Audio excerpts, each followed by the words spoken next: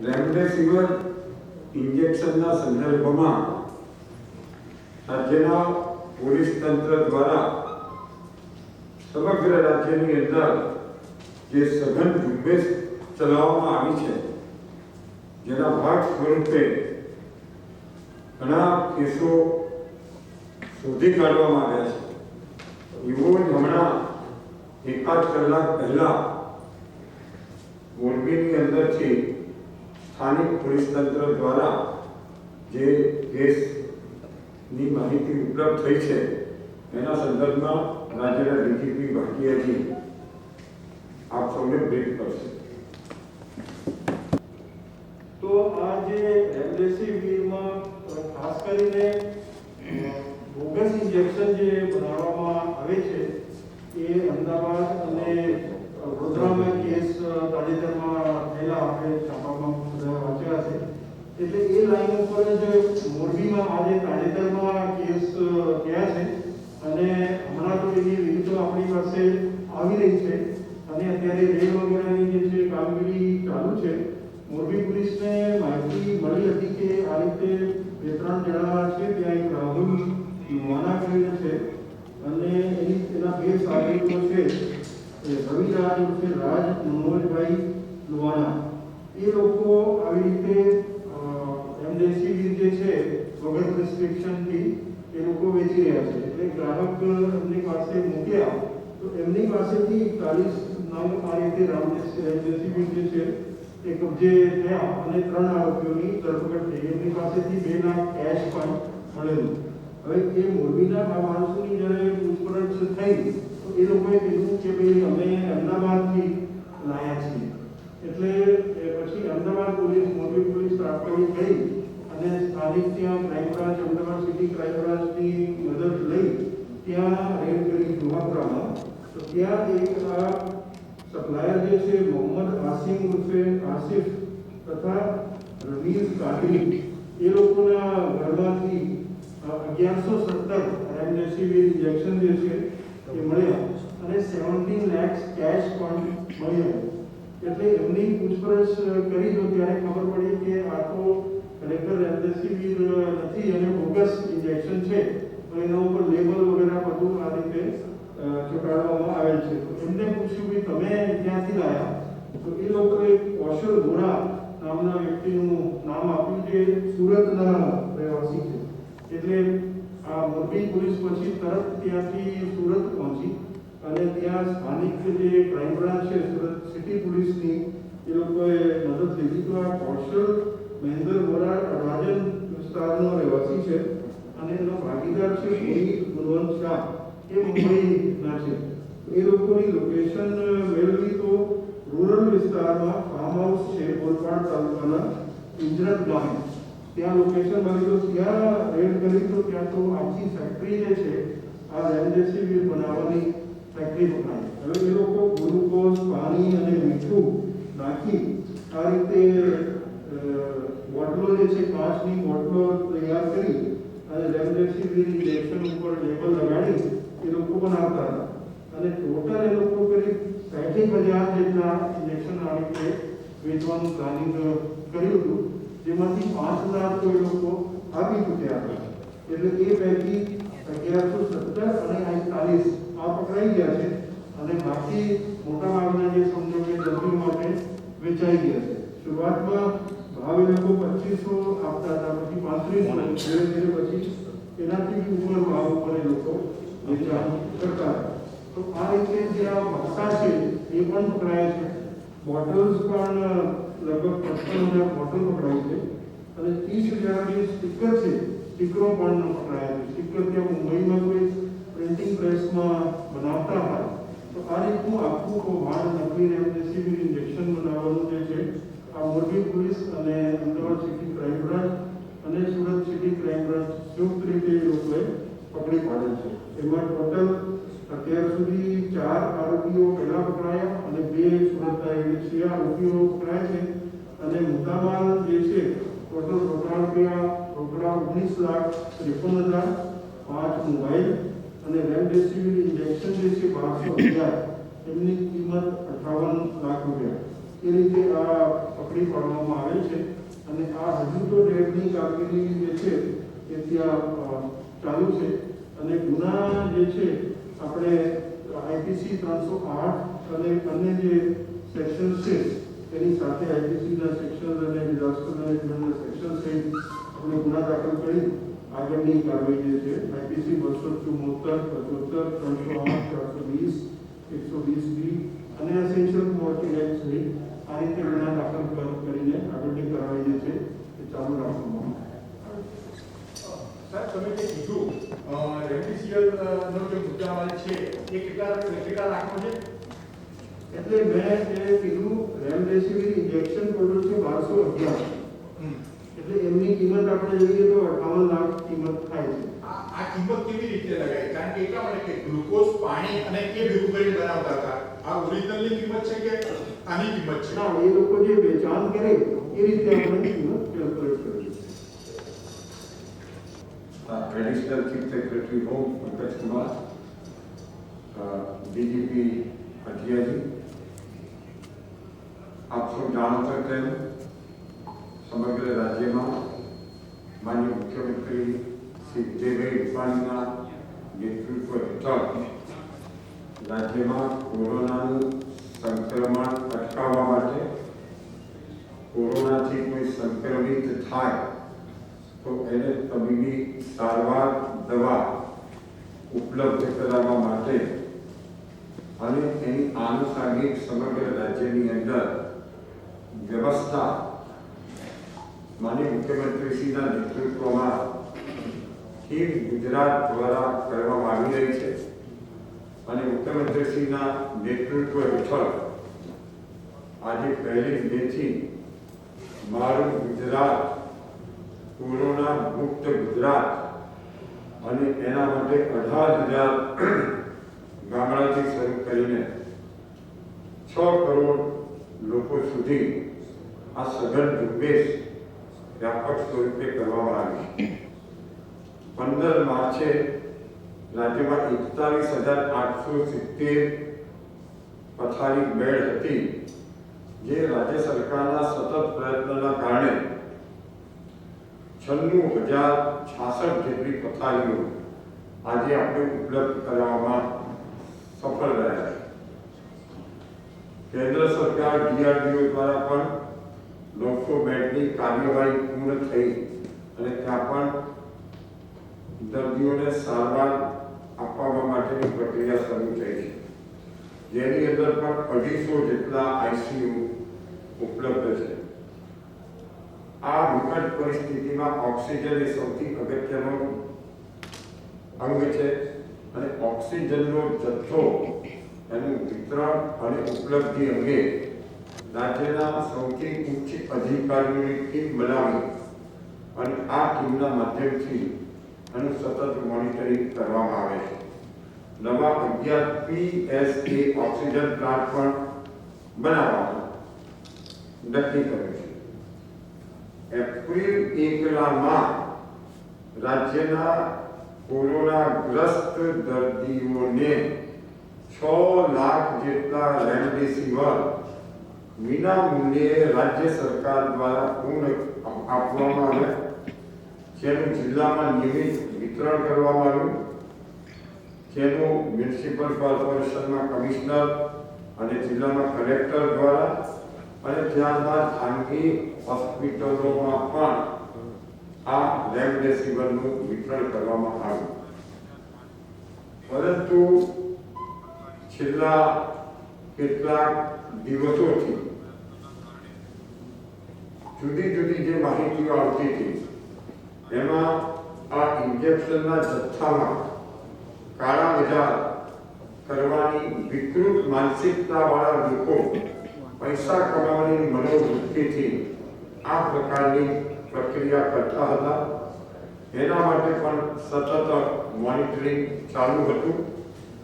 આ ઉપરાંત કેટલાક અન્ય પ્રકારના ઇન્જેક્શનના રેપર કાઢીને એના ઉપર રેમડેસિવિરના રેપર લગાડીને આવા ભ્રષ્ટા નકામા નકલી રેમડેસિવિર ઇન્જેક્શનના માધ્યમથી પૈસા કમાવાનો ધંધો ચાલતો હતો. આ નકલી રેમડેસિવિર માનવ વધ જેવો હીન પ્રયાસ માનસિકતાવાળા લોકો કરી રહ્યા હતા. રાજ્ય સરકારે માનનીય મુખ્યમંત્રી શ્રી વિજયભાઈ રૂપાણીની સૂચનાથી આ ઘટનાને અત્યંત ગંભીરતાથી લીધી અને રાજ્યના પોલીસ પ્રશાસને 23 જેટલા ગુનામાં 57 જેટલા લોકોની ધરપકડ કરી, જેની અંદર અમદાવાદમાં નકલી રેમડેસિવિર વેચવા એક ઇન્જેક્શનની શીશી ઉપર રેમડેસિવિરના સ્ટીકર લગાડી, જેને અમદાવાદ ક્રાઇમ બ્રાન્ચે 8 લોકોની ધરપકડ કરી છે. વડોદરામાં પણ 45 ઇન્જેક્શન માટે 5.58 લાખના, આ ઉપરાંત સુરત, રાજકોટ, વડોદરા, ભરૂચ અને જેમ હમણાં ડીજીપી દ્વારા જણાવવામાં આવ્યું એમ મોરબીની અંદરથી પણ આ કેસની વિગતો આપણને ધ્યાનમાં આવી છે. આ ઉપરાંત ક્યાંય ફેવિપિરાવીર અને ટોસિલિઝુમેબ કે અન્ય કોઈ દવાઓ એના વિતરકો કે આખી વિતરણની વ્યવસ્થા સાથે સંકળાયેલા લોકો ઊંચા ભાવ લઈને લોકોનું શોષણ ન કરે તેના માટે પણ જરૂરી કાર્યવાહી કરી છે.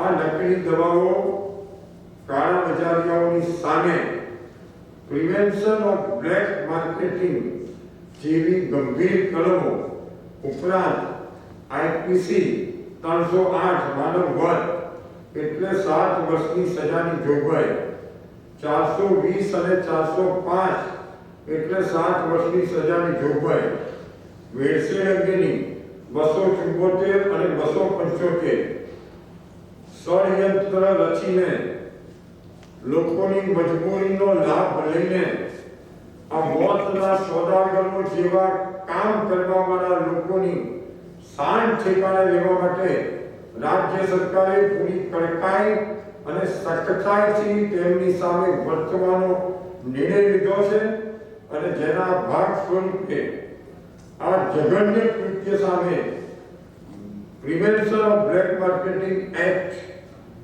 Prevention of black marketing and maintenance of supply of the essential commodity act 1988 અને ગુજરાતમાં જે પાસાનો કાયદો છે એ પાસાના કાયદાના માધ્યમથી આવું કરવાવાળાની ધરપકડ કરીને એની શાન ઠેકાણે લેવા માટેનો રાજ્ય સરકારે નિર્ણય કર્યો છે. રાજ્ય સરકાર પ્રબળ રાજકીય ઈચ્છા શક્તિના આધાર પર ગુજરાતના લોકોના જીવનું રક્ષણ કરવું, સારવાર આપી એમાં કટિબદ્ધ છે. તેમ આજે આવું કરવાવાળા માનસિકતાવાળા નકલી ઇન્જેક્શનોનો કારોબારવાળા અને ઇન્જેક્શનના કાળા બજારીઓને સ્પષ્ટ ચેતવણી આપવામાં આવે છે કે જેણે કર્યું છે એ બધા જેલના હવાલે છે અને હવેથી જો કોઈ આવી પ્રક્રિયા કરશે તો એની સામે આ બધા જ કાયદાઓના હેઠળ પૂરી સખ્તાઈથી એનું અમલીકરણ કરવામાં આવશે. બાપુ આજે રેડ કરવામાં આવી છે, એમાં વડોદરાના 7 લોકોનું કોઈ કનેક્શન ખરું કે જેમની ધરપકડ અગાઉ કરવામાં આવી છે? નહીં, મોરબીનો કોઈ નહીં. સર, ખાનગી હોસ્પિટલોમાં જે રેમડેસિવિર ઇન્જેક્શન આપીએ છીએ તેનું મોનિટરિંગ થાય છે, કેટલા કેવા મેસેજ આવે છે ખાનગી હોસ્પિટલો? મેં કહ્યું તેમ રાજ્ય સરકારે આખા રેમડેસિવિરના દરેક જિલ્લાની આવશ્યકતા અનુસાર જિલ્લા કક્ષાએ કલેક્ટર અને મહાનગર કક્ષાએ મ્યુનિસિપલ કમિશનર દ્વારા કરવામાં આવે છે. સરકારી હોસ્પિટલોની વ્યવસ્થા પૂર્ણ થયા બાદ આવશ્યકતા અને ઉપલબ્ધતાના આધાર ઉપર ખાનગી હોસ્પિટલોને પણ પડતર ભાવે આ ઇન્જેક્શન આપવામાં આવે છે. નહીં, ખાનગી હોસ્પિટલો દર્દીઓ પાસેથી કેટલા પૈસા લે છે તેનું મોનિટરિંગ થાય, કેટલા મેસેજ હાલ આપણે પડતર ભાવે આપીએ છીએ અને આ પડતર ભાવથી જો હોસ્પિટલો વધારે પૈસા લેતી હશે તો એ અયોગ્ય છે. બાપુ, સુરત સહિતના અનેક વિસ્તારોમાં મેસેજ ફરી એવા ફરી રહ્યા છે કે સોમવારથી લોકડાઉન લાગુ પડશે. પબ્લિકલી હાલ જે હોમ ડિપાર્ટમેન્ટનું નોટિફિકેશન છે એનું પોલીસ ડિપાર્ટમેન્ટ દ્વારા અમલીકરણ ચાલી રહ્યું છે. હું માનું છું કે કોરોનાનું સંક્રમણ ચેન અટકાવવા માટે રાજ્યની હાઈકોર્ટ કમિટીએ જે કેન્દ્ર સરકારના ગૃહ વિભાગના પરિપત્રના આધાર ઉપર અમલીકરણ કરી રહ્યા છે એના આધાર ઉપર હાલ એ જ પ્રક્રિયા ચાલી રહી છે. બે પ્રશ્નો છે. એક તો જે પ્રકારે પોલીસ વિભાગે કામગીરી કરી છે અલગ અલગ જિલ્લાઓમાંથી કાળાબજારી અને નકલી દવાઓના વેચાણમાં, આ મુદ્દે અને બીજું કે હોસ્પિટલોની અંદર પણ એવી ફરિયાદ આવે છે કે ઇન્જેક્શન કલેક્ટરને તો લખીને આપી દે છે, જે સ્ટોક આવે છે એનાથી ઓછું જે તે દર્દીઓને આપવામાં આવે છે. આ મુદ્દે કોઈ સ્પેશિયલ ટાસ્ક ફોર્સની રાજ્ય સરકારની પોલીસ વિભાગ હોમ ડિપાર્ટમેન્ટની રચના કરવામાં આવે શેના માટે જે ઇન્જેક્શન જનરલી અત્યારે સ્થિતિ એવી હોય છે કે હોસ્પિટલોને આપણે જે સરકારીમાં આપીએ છીએ ત્યાં પેશન્ટ દેડ હોય એના નામે ત્યાં ઇન્જેક્શન લેવાઈ જાય છે અને એની બહાર કાળાબજારી થાય છે, અથવા તો જેના માટે લીધા છે એ દર્દીને નથી આપવામાં આવતા અને ત્યાં સંગ્રહખોરી કરવામાં આવે છે. આ સંદર્ભે રાજ્ય સરકાર કોઈ કરે છે. હિંમતનગરમાં જે કેસ થયો જનરલી એમાં એક ધ્યાને આવ્યું છે કે જેનું અવસાન થયેલું છે એના નામે ઇન્જેક્શન લેવાય છે પછી બહાર વેચે છે. આ બંને જે કહ્યું તે પ્રમાણે ક્યાં એકલ દુકલ હોસ્પિટલની અંદર ફરજ બજાવતા લોકો આ પ્રકારની પ્રક્રિયામાં સંડોવાયેલા હોય એવી હકીકતો ધ્યાન ઉપર આવી છે. એના સંદર્ભમાં અમારી પોલીસ ડિપાર્ટમેન્ટની કાર્યવાહી ચાલુ છે અને આના ઉપરાંત આ આખી વ્યવસ્થામાં હું માનું છું કે કોઈ સરકારી કર્મચારી કે અધિકારી આ વિતરણ કે અન્ય વ્યવસ્થામાં સંડોવાયેલા નહીં જ હોય, પરંતુ પોલીસ તંત્રની સઘન અને વ્યાપક ઝુંબેશની અંદર જો આવું કરવાવાળા પણ કોઈ હશે તો એ પણ એની સંડોવણી જાહેર થયા વગર રહેવાની નથી. સર, આ ભરૂચમાં જે ઘટના બની પછી રાજ્ય સરકાર ફાયર સેફ્ટીને લઈને કોઈ એક્શન લેવાનું છે, કારણ કે ઘટનાઓ દુઃખદ બની. ભરૂચમાં જંબુસર રોડ ઉપર પટેલ વેલફેર સોસાયટીમાં ગઈકાલે મોડી રાત્રે બહુ કમનસીબ અને દુઃખદ ઘટના બની, જેના કારણે કેટલાય હોસ્પિટલમાં સારવાર લઈ રહેલા લોકો અને ત્યાંના એક કે બે કર્મચારીઓએ પોતાનો જીવ ગુમાવવો પડ્યો.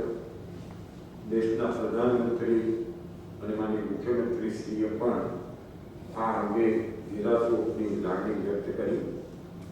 જિલ્લા ભરૂચના પ્રભારી તરીકે હું પણ શોકની લાગણી વ્યક્ત કરું છું.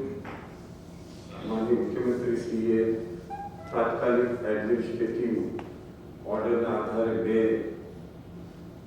ઉચ્ચ કક્ષાના અધિકારીઓની સ્થળ ઉપર તપાસ માટે એના મોકલી આપ્યા છે અને આ પરિવારને જે મૃત્યુ પામ્યા છે એને 4 લાખ રૂપિયાની સહાય પણ જાહેર કરવામાં આવી છે. અને આજના તબક્કે એટલું કહીશ કે જ્યારે પ્રાથમિક તપાસનો અહેવાલ આવ્યા બાદ જ એના સંબંધી બાકીની ટેકનિકલ માહિતી ઉપલબ્ધ છે અન્ય વાત કહી શકાય.